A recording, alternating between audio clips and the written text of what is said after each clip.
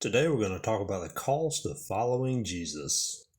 We're still in Matthew chapter 8, and we're in verse 18. When Jesus noticed how large the crowd was growing, he instructed the disciples to cross to the other side of the lake.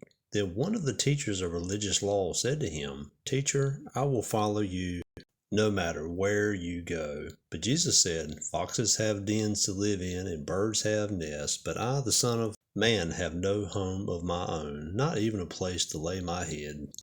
Another of his disciples said, "Lord, first let me return home and bury my father."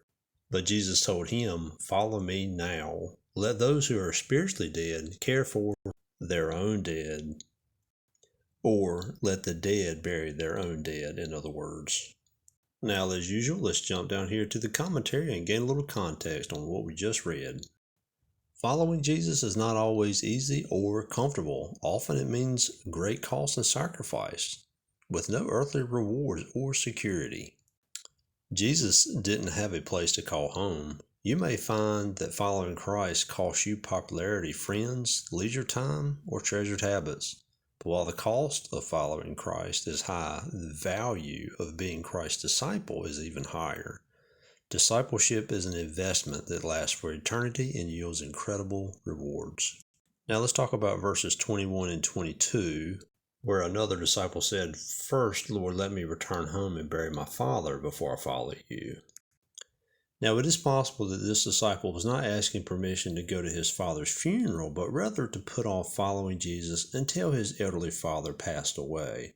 Perhaps he was the firstborn and wanted to be sure to claim his inheritance. Perhaps he didn't want to face his father's wrath if he left the family business to follow an internet's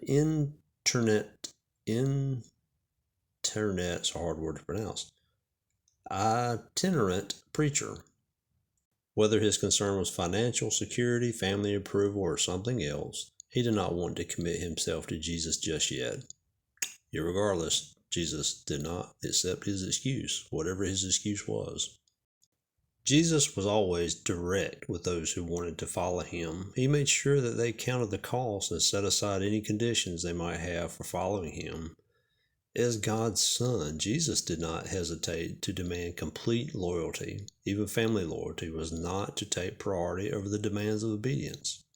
His direct challenge forces us to ask ourselves about our own priorities in following him. The decision to follow Jesus should not be put off, even though other loyalties compete for our attention. Nothing should be placed above a total commitment to living for him. And that's what Jesus has to say about the cost of following him. If you're new to all this and you just want to know how can I be saved, well, we all have to admit that we have sinned and we must ask God for forgiveness. Let's look at Romans chapter 3, verse 23. "For all have sinned and come short of the glory of God." And then let's turn to Romans chapter 10, verse 9. "That if thou shalt confess with thy mouth the Lord Jesus, and shalt believe in thine heart that God hath raised him from the dead, thou shalt be saved." That's all you need to know. God bless you this evening.